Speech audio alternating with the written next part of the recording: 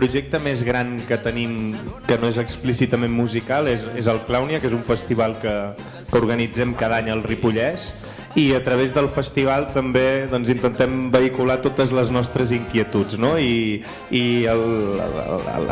l'Àfrica no és més que nosaltres tenir un projecte a l'Àfrica, l'Àfrica ha tingut un projecte amb nosaltres. Del teu pas soc titellaire.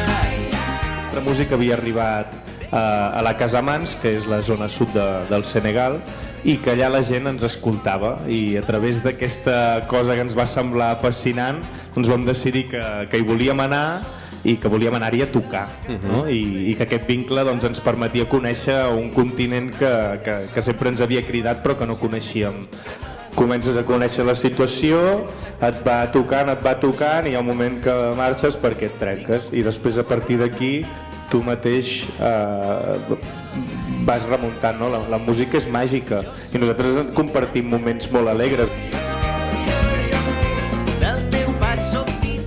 Això sempre ha format part una mica del tarannà de Charango, simbolitzava una mica el fet d'anar de poble en poble portant un espectacle, no? Aquesta vida nòmada, i vulguis o no, nosaltres com a grup de música no portem tanta infraestructura com un circ, però també, no? També anem de poble en poble amb aquesta voluntat que té el circ, no? De fascinar, durant una estona, entrar dins aquella carpa i evadir-te una mica de tot.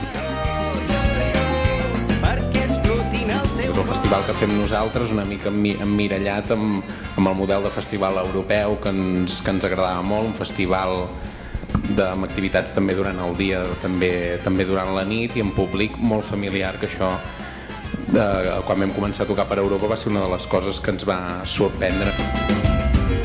De les valls fins a les dunes, el teu cos... L'Estrella, per exemple, i la majoria de cerveses que coneixem d'estil més mediterrani, fins i tot d'altres marques, a diferència del que molta gent no sap o no s'imagina, no porten només malta d'ordi, porten també arròs. L'arròs principalment no és que canviï el gust, no afecta en el gust, sinó que afecta més bé en una propietat, la fa més lleugera, i això li donava molta més pas de boca. I al matí sempre m'aparta, no hi seré per despertar-te, em va agradar estimar-te i...